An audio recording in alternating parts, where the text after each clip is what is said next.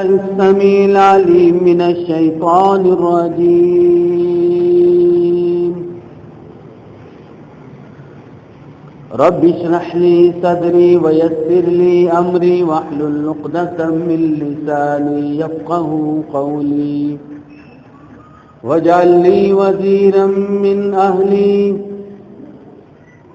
وقال تعالى إذ يقول لصاحبه لا تحزن إن الله معنا فأنزل الله سكينته عليه وأيدهم بجنود لم تروها. تمام قسم کی تعریفات عبادات ایک اللہ وحدہ لا شریک کے لیے ان گنت لا تعداد درود و سلام ہوں امام الانبیاء رحمت للعالمین صلی اللہ علیہ وسلم کی ذات گرامی پر.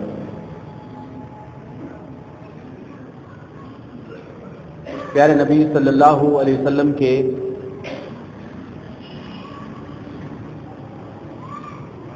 خلفاء میں پہلے خلیفہ ابو بکر صدیق رضی اللہ تعالی عنہ کی حالات زندگی کے کچھ واقعات بیان کر دیے گئے تھے.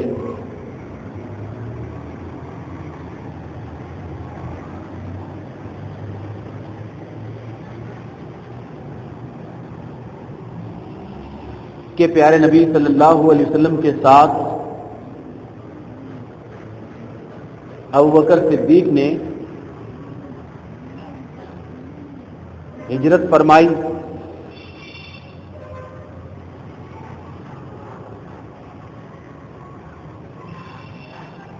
ہجرت کے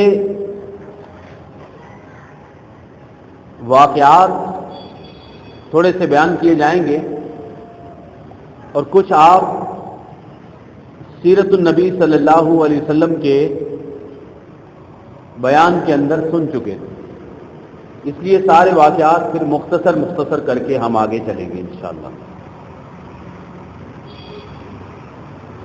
مکہ کی زندگی کا ذکر ہو رہا تھا کہ جب پیارے نبی صلی اللہ علیہ وسلم نے تبلیغ اسلام شروع کی تو آپ جانتے ہیں کہ غلام اور غریب صحابہ کے اوپر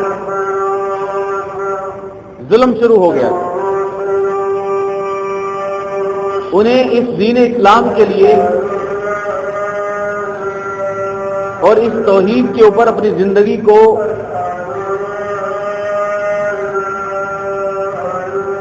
گامزن رکھنے کے لیے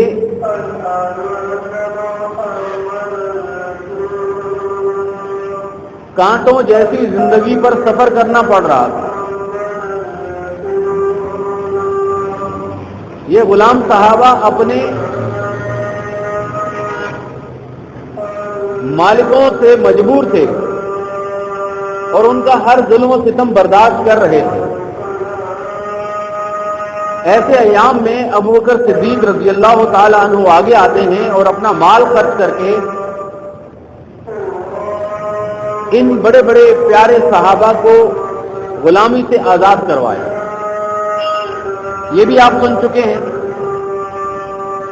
کہ ان کے والد جو اس وقت تک مسلمان نہیں ہوئے تھے ابو قحافہ، وہ ناراض ہوتے تھے اور وہ کہتے تھے کہ تم اپنا مال ان معاشرے کے کمزور طبقوں پر خرچ کر رہے ہو، جس سے تمہیں دنیا کے اندر مالی طور پر اور سیاسی طور پر کوئی فائدہ نہیں ہوگا، یہ تمہاری طاقت نہیں بنیں گے.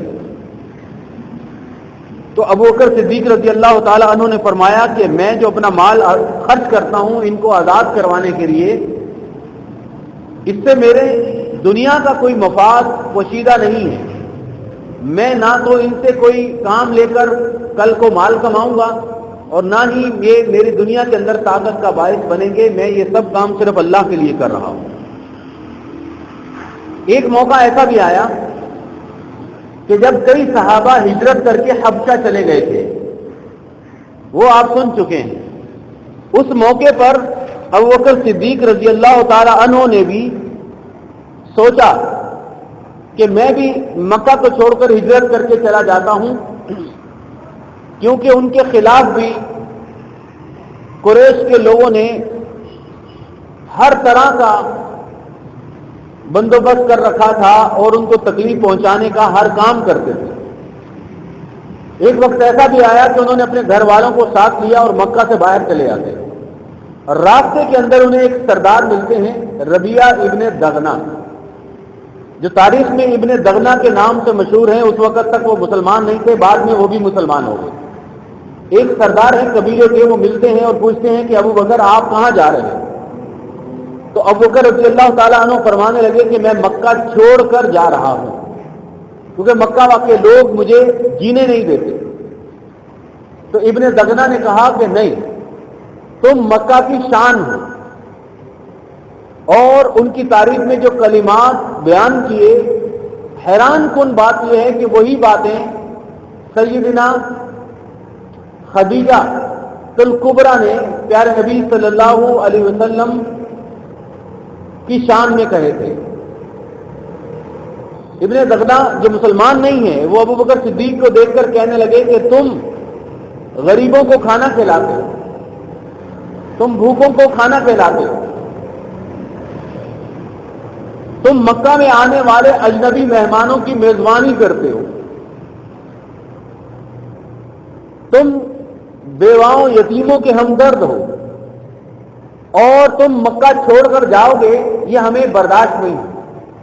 چنانچہ وہ انہیں زبردستی مجبور کر کے مکہ واپس لے آئے اور بیت اللہ میں آ کر اعلان کیا کہ میں ایک قبیلے کا سردار ہوں ابن دغنہ، میری گارنٹی میں ابو بکر مکہ میں رہیں گے، انہیں کوئی تنگ نہ کرے، یہ میری گارنٹی ہے۔ مشرکین مکہ کہنے لگے، وہ قبیلوں کا دور تھا، قبائل سسٹم کو آپ شاید نہیں جانتے کیونکہ ہم یہاں قبیلوں میں نہیں رہتے۔ اس وقت دنیا کے بہت تبدیلیاں آ چکی ہیں۔ قبائل کا نظام جو ہوتا ہے اس میں یہ ہوتا ہے کہ ایک قبیلہ اگر کسی کا ساتھ دے تو پھر تمام قبائل اس کی بات کو مانتے تھے کہ ایک بڑا طاقتور قبیلہ اور اس کا سردار اس کو امان دے رہا ہے، گارنٹی دے رہا ہے، لہذا اس کو اگر ہم نے تکلیف پہنچائی تو اس کا مطلب ہے کہ سارے قبیلے کو تکلیف پہنچائی۔ تو مشرکین مکہ نے کہا کہ ہم تمہاری امان کو قبول کرتے ہیں، یہ مکہ میں رہ سکتے ہیں، لیکن ہماری بھی کچھ شرطیں ہیں۔ وہ شرط یہ ہے کہ انہیں صرف اتنا کہو کہ یہ گھر سے باہر قرآن نہ پڑھا کریں، کھلے کے اندر کھلے میدان میں قرآن پڑھتے ہیں، ان کی آواز ایسی ہے کہ ہماری عورتیں ہمارے بچے وہاں جم گھٹا لگا کر ان سے قرآن سنتے ہیں، اور ہمیں ڈر ہے کہ ایک وقت ایسا آ سکتا ہے کہ ہمارے بچے اور ہماری خواتین متاثر ہو کر اسلام قبول نہ کریں۔ تو ابن دغنہ نے کہا کہ کم از کم ابو بکر میری اتنی بات مان لو کہ آپ اپنے گھر کے اندر نماز پڑھو۔ ابو بکر صدیق رضی اللہ تعالیٰ عنہ نے اپنے گھر کی جو چار دیواری ہے اس کے صحن کے اندر نماز پڑھنا شروع کر دی، لیکن ان کی آواز تو باہر آتی تھی۔ ایک وقت ایسا آیا کہ لوگ ان کی دل سوز آواز، دل نشین آواز، اور پھر کلمات کون سے ہیں؟ اللہ کا کلام، جس کو سن کر ویسے ہی دل پگھل جاتا ہے، اور اس میں قیامت کا ذکر، آخرت کا ذکر، اپنی مرنے کے بعد جینے کا ذکر، جنت جہنم کا ذکر، ان باتوں سے مکہ کے لوگ ناآشنا تھے، انہوں نے کبھی بھی یہ تعلیمات سنی نہیں تھی، لہذا ان کے گھر کے باہر بچے اور عورتیں جمع ہونے لگے کہ کچھ نہ کچھ ہم یہاں سے آواز سن لیں گے، گزرتے گزرتے سن لیں گے۔ آپ سوچیں کہ دل سے نکلی ہوئی بات کا اثر کتنا ہوتا ہے۔ مشرکین مکہ نے ابن دغنہ کو جا کر اعتراض کیا کہ ہم تمہاری گارنٹی کو نہیں مانیں گے، کیونکہ ابو بکر وہی کام کر رہے ہیں، پہلے کھلے میں کرتے تھے، اب اپنی چار دیواری کے اندر کرتے ہیں، لیکن آواز تو ان کی باہر آتی ہے۔ ابن دغنہ نے ابو بکر صدیق سے ملاقات کی اور کہا کہ دیکھو تم نے میری شرط نہیں مانی۔ ابو بکر صدیق رضی اللہ تعالیٰ عنہ نے اعلان فرما دیا کہ دیکھو تمہارا جو بھی مجھے پناہ دینا تھا، میری ہمدردی کی تھی، تم نے میرا ساتھ دینے کا اعلان کیا تھا، میں تمہیں واپس کرتا ہوں، میں اللہ کا کلام پڑھے بغیر رہ نہیں سکتا، لہذا آئندہ اگر مجھے کوئی تکلیف پہنچائے گا تو پھر میں ہی برداشت کروں گا، آپ پر کوئی اعتراض نہیں ہوگا۔ میں اللہ رب العزت کے دیے ہوئے اس دین کو نہ تو پھیلانے سے باز آ سکتا ہوں، نہ دعوت دینے سے باز آ سکتا ہوں، نہ پڑھنے سے باز آ سکتا ہوں۔ لہذا ان مشرکین کو کہہ دو کہ اجازت ہے، جو کرنا ہے کر لے، میں صرف اللہ کی پناہ چاہتا ہوں۔ پہلے تم نے مجھے پناہ دی تھی مکہ میں رہنے کے لیے، مہربانی آپ کی، آپ اپنی پناہ کو واپس دیں۔ اب میں صرف اللہ کی پناہ چاہتا ہوں۔ اس واقعے سے بھی ان کا دین اسلام کے اوپر مضبوط ہونا، اپنی جان کو پیش کرنا اور ان کی خدمات کا اندازہ لگایا جا سکتا ہے۔ اس کے بعد آگے آپ کے بہت سارے واقعات ہیں جو آپ پیارے نبی صلی اللہ علیہ وسلم کی سیرت میں سن چکے ہیں۔ 12 نبوت کا واقعہ ہے کہ معراج پیارے نبی صلی اللہ علیہ وسلم کو اللہ رب العزت نے عطا فرمایا۔ پیارے نبی صلی اللہ علیہ وسلم اگلی صبح بیت اللہ کے اندر یہ واقعات بیان کر رہے ہیں کہ اللہ تعالیٰ نے مجھے راتوں رات یہاں سے بیت المقدس شام میں لے کر گیا اور پھر وہاں سے اللہ رب العزت مجھے آسمانوں پر لے گئے۔ اب مشرکین تو پہلے بھی مذاق اڑاتے تھے، اب اور مذاق اڑانے لگے۔ کسی نے کہا کہ یہ موقع ایسا ہے کہ ان کا جو ساتھی ہے، ان کا جو دوست ہے ابو بکر، اس وقت تو ابو بکر کو بھی ہم پھنسا سکتے ہیں، کیونکہ یہ تو نہ عقل بھی نہیں مانتی نا اس بات کو کہ اچانک راتوں رات بیت المقدس جانا اور وہاں سے آسمانوں کی سیر کرنی، اس کو تو عقل بھی نہیں مانتی۔ اب ابو بکر صدیق لاجواب ہو جائیں گے۔ لوگ دوڑے دوڑے گئے ابو بکر صدیق کے پاس اور کہا کہ تمہیں خبر ہے جس کے ہاتھ پہ تم نے کلمہ پڑھا ہے لا الہ الا اللہ محمد رسول اللہ، وہ کیا کہہ رہا ہے؟ ابو بکر صدیق نے پوچھا کیا کہہ رہے ہیں؟ بتایا گیا کیا ایسا ممکن ہے کوئی شخص راتوں رات شام جائے، بیت المقدس جائے اور پھر اسی رات آسمانوں کی سیر کر کے اسی رات ہی دوبارہ مکہ کے اندر اپنی آنکھ کھولے؟ ایسا ہو سکتا ہے؟ ابو بکر صدیق رضی اللہ تعالی عنہ نے فرمایا یہ اگر زبان نبوی سے یہ بات نکلی ہے تو میں گواہی دیتا ہوں کہ اس زبان سے سچ کے علاوہ کچھ نہیں نکلتا۔ اگر یہ بات نبی صلی اللہ علیہ وسلم نے فرمائی ہے تو سچ ہی ہوگی، کیونکہ اس زبان مبارک سے کبھی جھوٹ نہیں نکلا۔ میں اس بات پر ایمان لاتا ہوں اور تصدیق کرتا ہوں۔ تصدیق کسی کی سچائی کو ماننا، اس کے بعد آپ کو ابو بکر نہیں کہا جاتا تھا، ابو بکر صدیق کہا جاتا ہے۔ صدیق سچ بولنے والا اور سچائی پر زندگی بسر کرنے والا۔ آج آپ دیکھیں کہ دنیا کو چھوڑیں، ہم صرف اپنی بات کریں گے مسلمانوں کی۔ ہماری حالت کیا ہے؟ کیا ہمارے منہ سے بات نکلی؟ کوئی ہے جو تسلیم کرنے پر تیار ہو کہ یار یہ ہمیشہ سچ بولتا ہے؟ اس نے کوئی بات ایسی کی نہیں کبھی۔ اب ہمارے جھوٹ بولتے بولتے یہ حالت ہو گئی ہے کہ کوئی بھی اعتبار کرنے پر تیار نہیں ہوتا۔ مارکیٹ میں چلے جائیں، جتنی چاہیں وہ قسمیں کھا کر کہے گا کہ یہ جاپانی ہے۔ اب ہم شک میں ہی رہتے ہیں کہ پتہ نہیں یہ لالو کیس میں بنائی گئی ہے، یہ کہہ تو رہا ہے جاپانی ہے، لیکن کہنے والا کون ہے؟ مسلمان ہے۔ ہم اس کے اوپر کیسے اعتبار کریں؟ کیونکہ ان کا کام ہی ہے سارا دن یہی بات کرتے۔ میں سمجھتا تھا اپنی عام زندگی کے اندر کہ یار جھوٹ بہت کم لوگ بولتے ہیں، لیکن تجرباتی زندگی کے اندر جب گئے تو پتہ چلا کہ جھوٹ کے علاوہ معاشرے میں ہے ہی کچھ نہیں، پتہ ہی نہیں چلتا کہ یہ کیا کہہ رہا ہے۔ کئی لوگ ہیں جو کہتے ہیں آپ یہ کام کل آپ آ کر سامان کل لے جانا، بس ٹھیک ہے، تو کل نہیں آتی تھی۔ کوئی کہتا ہے کہ آپ صبح گئے شام کو پیسے لے جانا، وہ شام نہیں آتے۔ کوئی کہتا ہے کہ میں آپ کا یہ کام ہفتے میں کر دوں گا، تو نہیں کرتا۔ پتہ لگا کہ یہ جھوٹ پر ہی معاشرہ چل رہا ہے۔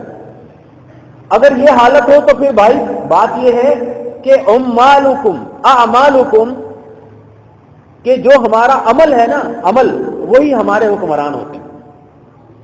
یہ ایک حقیقت ہے، قانون ہے۔ اٹل قانون ہے کہ جو عوام ہوتی ہے وہی حکمران ہوتے ہیں. ایسا نہیں ہوتا کہ حکمران فرشتے بن جائیں. یہ ابو بکر صدیق اور امیر المومنین عمر فاروق جیسے حکمران آ جائیں، نہیں آ سکتے. اس لیے کہ وہ کن کے حکمران تھے؟ وہ صحابہ کے حکمران تھے نا. اب جیسے ہم ہیں ہمارے حکمران ویسے ہوں. اگر ہم جھوٹ بولتے ہیں، ہماری عام زندگی کے اندر جھوٹ چلتا ہے، تو ہمارے حکمران کیا کریں؟ وہ کیسے سچ بولیں؟ لہذا دل خراش واقعات اور اپنی زندگی برباد ہو کر رہ گئی. کسی پر اعتبار کرنے کو دل ہی نہیں کرتے، ہر شخص جھوٹ بول رہا. اور ابو بکر صدیق رضی اللہ تعالیٰ عنہ کی صداقت والے بیان اور ان کی زندگی کو بیان کرنے کا مقصد یہ ہے کہ اگر ہم ان کی اس سنہری زندگی سے اتنی سی بات سیکھتے ہیں کہ اگر ہم صدیق بن جائیں یا صدیق بننے کی کوشش کریں کہ کم از کم لوگ یہ کہیں کہ اس نے کہہ دیا، اب یہ سچ ہو. اس نے کہہ دیا نا، معاشرے میں، مارکیٹ میں، اپنی مسجد میں، اپنے محلے میں، اپنے خاندان میں ایک ریکارڈ ہو کہ اگر اس نے کہا ہے تو وہ سچ ہوگا. ایسی زندگی اگر ہماری بن جائے تو آپ سوچیں کیا خوبصورت زندگی ہوگی. اللہ تعالیٰ مجھے آپ کو ہم سب کو سمجھنے کی توفیق عطا فرمائے. پیارے نبی صلی اللہ علیہ وسلم کو ہجرت کی اجازت دی گئی اللہ رب العزت کی طرف سے. ابو بکر صدیق رضی اللہ تعالیٰ عنہ نے درخواست کی کہ اللہ کے رسول اس ہجرت میں آپ مجھے بھی ساتھ لے کر جائیں. پیارے نبی صلی اللہ علیہ وسلم نے فرمایا کہ جی ہاں، آپ میرے ساتھی ہوگی. ابو بکر صدیق خوشی سے رونے لگ گئے. حضرت عائشہ رضی اللہ تعالی عنہا چھوٹی بچی تھی، وہ فرماتی ہیں کہ میں نے زندگی میں کسی کو خوشی سے روتے نہیں دیکھا تھا. مجھے نہیں پتا تھا کہ لوگ خوشی سے روتے ہیں، اتنا تو پتا تھا کہ غم سے روتے ہیں. لیکن میں نے اپنے والد کی آنکھوں سے آنسو دیکھ کر میں سمجھ گئی کہ خوشی سے بھی رویا جاتا ہے.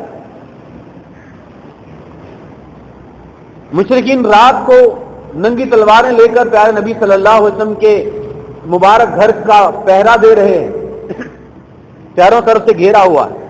پیارے نبی صلی اللہ علیہ وسلم ابو بکر صدیق کے پاس آئے اور ابو بکر صدیق کو لے کر سفر پر روانہ ہوئے. تفصیلات آپ سن چکے ہیں. اس وقت ہم نے ابو بکر صدیق کی حالات کو بیان کرنا ہے. ابو بکر صدیق رضی اللہ تعالیٰ عنہ نے اس جان کو خطرے میں ڈالنے والا سفر، اپنی زندگی کو مبارک زندگی بنانے والا سفر، اللہ اکبر، ایسا سفر کہ جس پر قیامت تک آنے والے لوگ رش کرتے اور پوری دنیا کی دولت ہے، لیکن اس قیمتی رات کا سفر کوئی بھی حاصل نہیں کر سکتا. ایک حدیث ہے، حضرت عائشہ فرماتی ہیں چاندنی رات تھی اور آسمان پر ستارے چمک رہے تھے. رات کا وقت تھا. میں نے امام الانبیاء رحمت للعالمین صلی اللہ علیہ وسلم سے پوچھا، اے اللہ کے رسول، آپ کی امت سے کوئی ایسا بندہ ہے کہ جس کی نیکیاں ان آسمان کے ستاروں جیسی؟ پیارے نبی صلی اللہ علیہ وسلم نے فرمایا کہ ہاں، میری امت میں ایسے بندے بھی ہیں جس کی نیکیاں آسمان کے ستاروں جیسی ہیں. آپ نے فرمایا کہ عمر فاروق میری امت کا وہ عظیم شخص ہے کہ جس کی نیکیاں آسمان کے ستاروں کی مانند ہیں. تو حضرت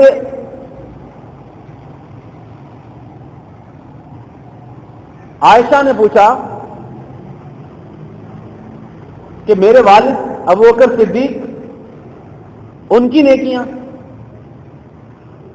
آپ نے فرمایا کہ وہ رات، جس رات انہوں نے میرے ساتھ ہجرت کا سفر کیا اور ہم نے غار کے اندر رات گزاری، اس رات کی جو نیکیاں ہیں وہ ابو بکر کی ساری زندگیوں سے بھی زیادہ ہیں. ابو بکر صدیق فرماتے ہیں کہ میں نے اپنے بیٹے کو کہا کہ مکہ کے حالات تم نے ہمیں غار کے اندر بتانے. غلام کو کہا کہ دن کو تم نے بکریاں چرانی اور بکریاں چراتے چراتے چراتے چراتے وہ پہاڑ پر آنا اور وہاں آ کر ہمیں بکریوں کا دودھ دے کر جانا۔ بیٹی اسما جو حضرت عائشہ سے بڑی تھی وہ کھانا تیار کرتی اور کھانا پہنچاتی۔ اللہ اکبر، سارا گھرانہ پیارے نبی صلی اللہ علیہ وسلم کی خدمت کر رہا، پورا گھرانہ۔ ابوبکر صدیق کہتے ہیں کہ راستے میں میں کبھی آپ کے آگے چلتا ہوں کہ آگے سے کوئی خطرہ نہ ہو، کبھی میں پیچھے چلتا کہ کوئی پیچھے سے خطرہ نہ ہو۔ 5 کلومیٹر مکہ سے دور ایک غار ہے، غار ثور، جس پہ عام حالات میں بھی ہم پہاڑ پر چڑھ کے اس غار تک نہیں پہنچ سکتے، بڑا مشکل ہے، پتھر بیچ میں آتے ہیں۔ ابوبکر صدیق نبی صلی اللہ علیہ وسلم کو لے کر غار پر گئے، غار کی صفائی کرتے ہیں اور غار کے اس پہاڑ کے جتنے بھی سوراخ ہوتے ہیں جہاں سے کسی بچھو کسی جانور کے آنے کا خطرہ ہے، اپنی چادر کو پھاڑ پھاڑ کر وہ سوراخ بند کر دیتے ہیں۔ ایک سوراخ بند نہیں کر سکے کہ چادر ختم ہو گئی، وہاں اپنا پاؤں رکھ دیتے ہیں اور رسول اللہ صلی اللہ علیہ وسلم کو کہتے ہیں کہ آپ غار کے اندر آ جائیں۔ پیارے نبی صلی اللہ علیہ وسلم غار میں آ کر آرام فرماتے ہیں، سو جاتے ہیں کہ آپ کے ایڑی پر کسی موذی جانور نے کاٹ لی۔ ابوبکر کو تکلیف ہوتی ہے لیکن وہ وہاں سے اٹھے نہیں کہ مبادا نبی صلی اللہ علیہ وسلم کی نیند خراب نہ ہو۔ مورخین بیان کرتے ہیں کہ آپ کی آنکھوں سے آنسو بہے، جس کی وجہ سے پیارے نبی صلی اللہ علیہ وسلم بیدار ہوئے اور پوچھا ابوبکر کیا ہوا؟ انہوں نے بتایا کہ میرے پاؤں پر کسی نے درد دیا۔ پیارے نبی صلی اللہ علیہ وسلم نے وہاں لعاب دہن لگایا اور جس سے اس تکلیف میں آرام آ گیا۔ ابوبکر صدیق کہتے ہیں کہ مشرکین دائیں بائیں اوپر گھوم رہے ہیں، میں نے کہا اللہ کے رسول یہ جو اوپر پہاڑ کے اوپر لوگ ہیں اگر یہ نیچے دیکھ لیں تو انہیں ہم نظر آ جائیں۔ آپ نے فرمایا اذ یقول لصاحبہ، اس بات کو اللہ نے اپنے پاک کلام میں ذکر کر دیا کہ دیکھو اس رات کا یاد کرو جب یہ نبی اپنے ساتھی کو کہہ رہا تھا کہ لا تحزن ان اللہ معنا، غم نہ کرو اللہ ہمارے ساتھ۔ فانزل اللہ سکینتہ، اللہ رب العزت نے آسمان سے سکون نازل کیا، وہ سکون ان کے دلوں پر چھا گیا۔ وَأَيَّدَهُمْ بِجُنُودٍ لَّمْ تَرَوْهَا، اللہ نے ان کی مدد کی اپنے لشکر کے ذریعے، وہ لشکر انسانی آنکھ دیکھ نہیں سکتی، فرشتوں کے ذریعے اللہ رب العزت نے اپنے ان بندوں کی مدد کی۔ وہاں سے پیارے نبی صلی اللہ علیہ وسلم مدینہ پہنچتے، یثرب، تو یثرب کے لوگ، مدینہ کے لوگ اللہ اکبر کا نعرہ لگاتے ہوئے مدینہ سے باہر قباء کی بستی کے مقام تک پہنچ جاتے اور استقبال کرتے ہیں۔ مدینہ کے کئی لوگ ایسے تھے جنہوں نے نبی صلی اللہ علیہ وسلم کو دیکھا نہیں تھا اور اونٹنی کے اوپر نبی صلی اللہ علیہ وسلم سوار ہیں۔ ابوبکر صدیق نے اپنی چادر نبی صلی اللہ علیہ وسلم کے اوپر تان، جس سے لوگوں کو پتہ چل گیا کہ چادر تاننے والا نبی نہیں ہے، جس کے سر مبارک پر چادر تان دی گئی ہے دھوپ سے بچنے کے لیے چھتری کے طور پر، وہ نبی ہے۔ اس کے بعد مدینہ آ جاتے ہیں۔ مدینہ کے اندر ابوبکر صدیق کے جو 10 سال تھے وہ خدمات کے اعتبار سے کم نہیں تھے، انہوں نے اپنی زندگی کے ہر موقع پر کام کیا، ان میں بڑا بڑا کام بیان کیا جائے گا۔ دیکھیے مسجد نبوی بنائی جانے لگی، پیارے نبی صلی اللہ علیہ وسلم نے مسجد نبوی کے لیے کہا کہ اس زمین کو ہم خریدیں گے، اس زمین کو ہم خریدیں گے۔ اس زمین کے لیے، مسجد نبوی کے لیے جو پہلے زمین خریدی گئی اس کی رقم ابوبکر صدیق نے ادا۔ آپ اندازہ لگا سکتے ہیں کہ صدقہ جاریہ اور کتنا بڑا صدقہ جاریہ ہے۔ پچھلے 1400 سالوں کے اندر کوئی دن ایسا آیا ہوگا، کوئی دن کہ اس مسجد نبوی کے اندر نماز نہ ہوئی ہو اور مسجد نبوی میں نماز ادا کرنے کے بعد لوگ باہر نہ نکلے ہوں اور نکلنے کے بعد سامنے روضہ رسول صلی اللہ علیہ وسلم پر درود و سلام نہ پڑا ہو، اگلا قدم جب اٹھایا تو ابوبکر صدیق کے لیے دعا نہ کی ہو، کوئی ایسا دن آیا ہوگا؟ آپ سوچیں کہ صدقہ جاریہ اور کتنا بڑا صدقہ جاریہ۔ ابھی تو ہماری معلوم تاریخ ہے نا، ہمیں پتا ہے کہ پیچھے 1400 سال گزرے، اب آگے کتنے سال گزریں گے، قیامت تک کتنے لوگ جائیں گے، کتنے وہاں نماز پڑھیں گے اور کتنے وہاں ان کے لیے دعا کریں گے، اور آپ سوچیں کہ صدقہ جاریہ کا سلسلہ کتنا بڑا ہو۔ یہ ہے تجارت اور کامیاب تجارت۔ اتنا امیر تو دنیا میں کوئی بھی نہیں نا، اتنا کوئی امیر ہے دنیا میں؟ آپ کہہ سکتے ہیں کہ دنیا میں امیر بل گیٹ ہے، لیکن وہ اتنی نیکیاں خرید نہیں سکتا، اتنی لوگوں کے سلام خرید نہیں سکتا، اتنا انعام خرید نہیں سکتا۔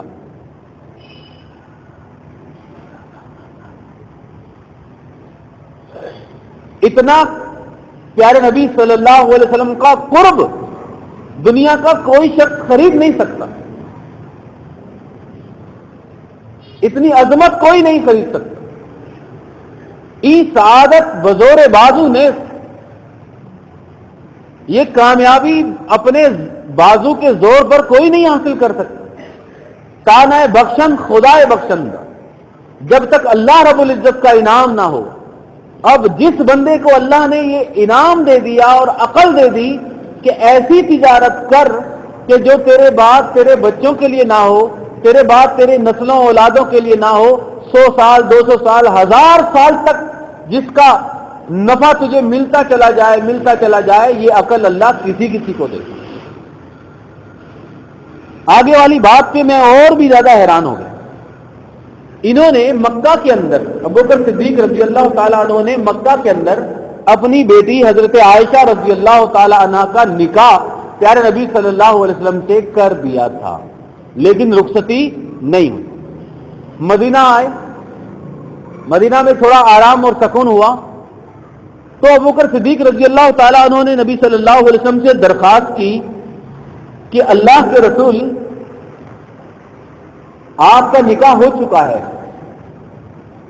آپ اپنی بیوی کو رخصت کر کے اپنے گھر لے جائیں۔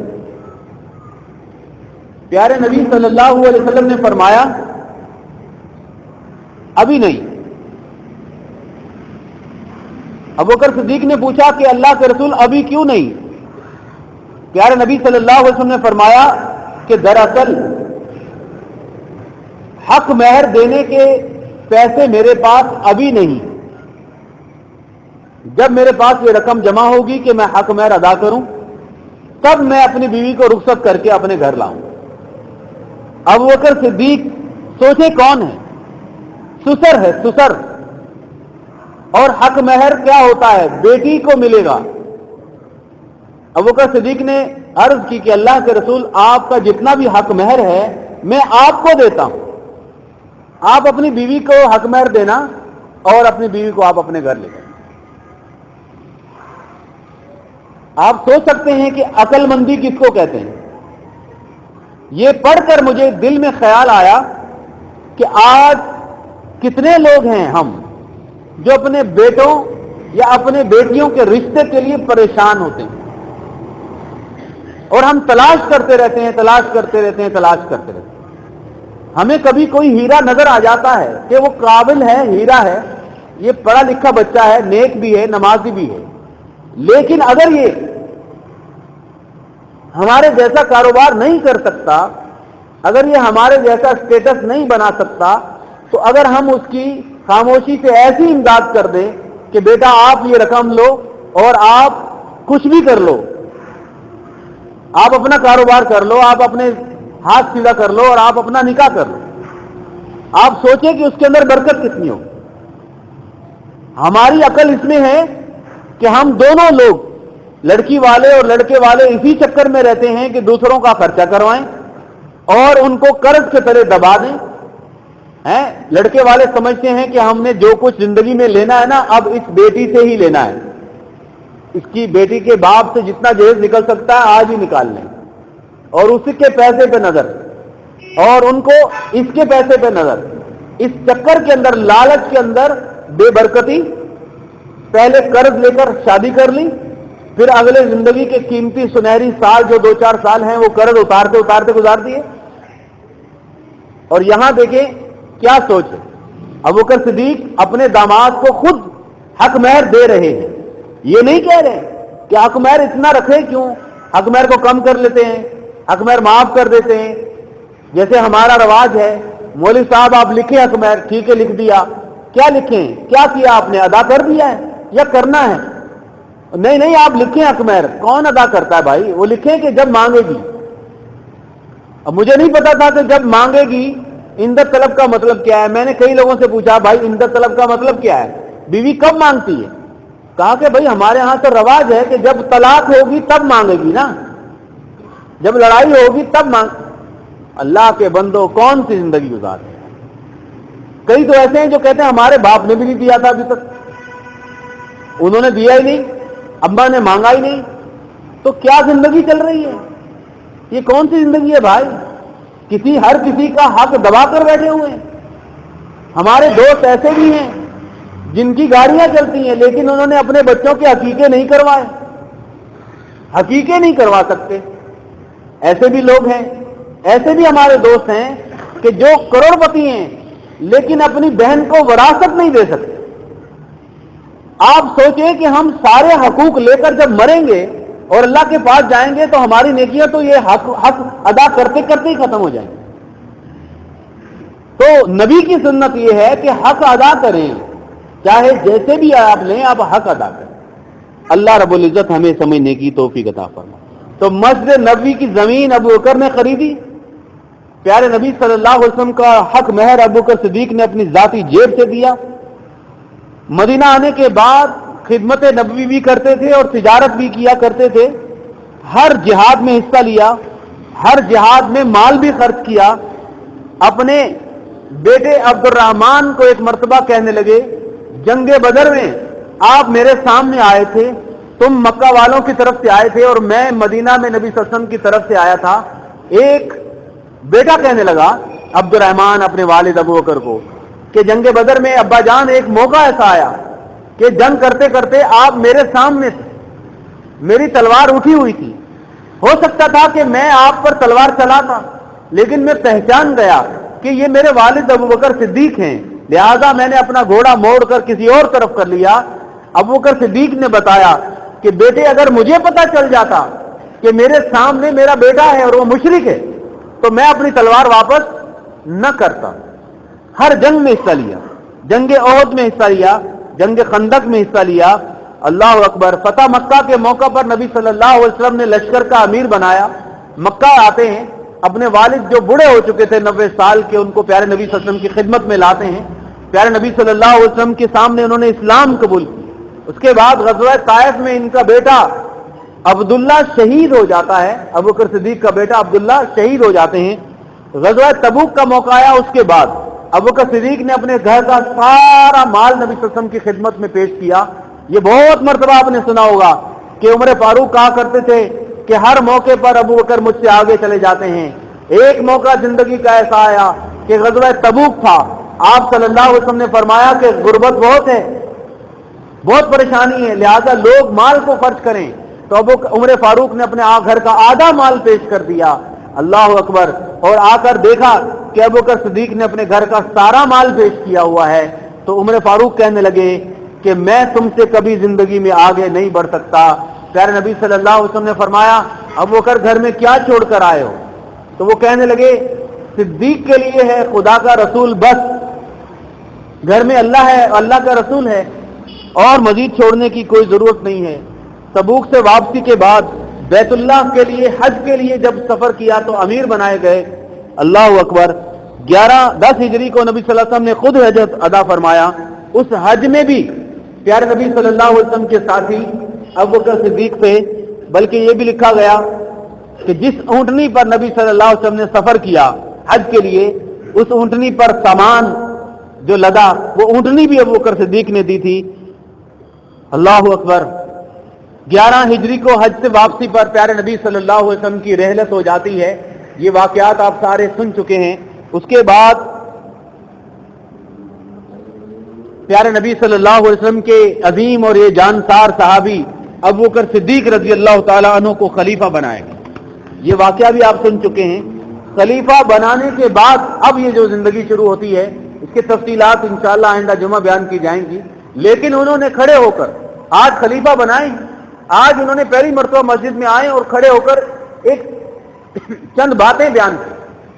وہ باتیں میں آخر میں بیان کر دیتا ہوں.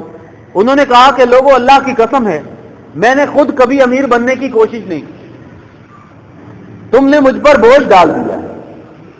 اللہ کی مدد کے بغیر یہ بوجھ میں سنبھال نہیں سکتا. اگر میں سیدھے راستے پر چلوں تو میرا ساتھ دینا, اگر میں غلط راستے پر چلوں تو تم میرا ساتھ نہ دینا. ابوبکر صدیق نے فرمایا کہ تم میں جو کمزور آدمی ہے میرے نزدیک, یعنی حکومت کے نزدیک وہ طاقتور آدمی, جب تک میں کمزور کو اس کا حق نہ دوں. تمہارے اندر جو طاقتور لوگ ہیں میرے نزدیک وہ کمزور ہیں, جب تک میں ان سے ان کا حق لے کر غریبوں کو نہ دوں. انہوں نے فرمایا کہ جو لوگ جہاد چھوڑ دیتے ہیں وہ ذلیل ہو جاتے ہیں. انہوں نے فرمایا کہ جس قوم میں بے حیائی پھیل جاتی ہے اس قوم کے اندر اللہ کا عذاب آ جاتا ہے. یہ باتیں ہیں جو حقیقت میں سونے کے پانی سے لکھنے کے قابل ہیں اور ان کو اپنی زندگی میں سمجھنے والی ہیں, اپنے سامنے رکھنی چاہیے کہ جو قوم جہاد چھوڑ دے وہ ذلیل ہو جاتی ہے. دیکھیں ذلیل ہو رہے ہیں. اور جس قوم کے اندر بے حیائی پھیلتی ہے تو پھر وہاں اللہ کا عذاب مختلف بیماریوں کی شکل میں آنے لگ جاتا ہے, قتل و غارت گری کی شکل میں آنے لگ جاتا ہے. آپ دیکھ سکتے ہیں کہ قتل و غارت گری نہیں ہوتی. آپ روزانہ کے اعتبار سے اخبار دیکھیں یا روزانہ خبریں سنیں, آج یہ ہو گیا, آج فلاں کو قتل کر دیا گیا, آج فلاں کو قتل کر دیا گیا. ابھی اس لڑکے کی کل شادی تھی, یہ پچھلے ہفتے کی خبریں, کل شادی تھی, اس کو گھر میں آ کر کسی نے گولی مار دی. تفتیش کی تو پتہ چلا کہ منگیتر نے مروایا. بھائی منگیتر نے کیوں مروایا؟ اس کی کہیں اور موبائل کے اوپر کہیں اور شادی کرنا چاہتی تھی اور موبائل سے اس کے تعلقات کہیں اور تھے. اب دیکھیں جہاں بدکاری زناکاری آئے گی وہاں قتل ہوتا ہے, ہر روز قتل ہو رہے ہیں. اور جب قتل کے اندر ہاتھ پھیل کے تفتیش کی جاتی ہے پتہ لگتا ہے کسی نے کی. جہاں بدکاری زناکاری آتی ہے وہاں قتل ہوتے ہیں, گھروں کے اندر قتل ہو رہے ہیں, بیویوں کو مارا جاتا ہے. کیوں؟ کیونکہ شوہر کہیں اور چاہتا تھا, بیوی اپنے شوہر کو مروا رہی ہے. کیوں بھائی؟ کیونکہ وہ کہیں اور. آپ یہ سوچیں کہ بے حیائی جس معاشرے جس گھر میں آئے گی وہاں قتل ضرور ہوتا ہے. اللہ ہمیں معاف فرمائے, اللہ ہمیں معاف فرمائے. لہذا ان پیاری شخصیات کی سنتوں اور ان کی زندگیوں سے اگر ہم نے کچھ حاصل کرنا ہے تو یہی حاصل کرنا ہے کہ اللہ سے ڈرتے ہوئے تقوی والی زندگی اختیار کی جائے, اور جتنی بھی زندگی میں کوشش ہو صداقت, امانت, دیانتداری اور حیا والی ایمان والی زندگی اختیار کریں. انشاءاللہ اللہ زندگی دنیا کے اندر بھی برکتیں دے گا, انشاءاللہ اللہ آخرت کی زندگی کو بھی کامیاب کرے. وآخر دعوانا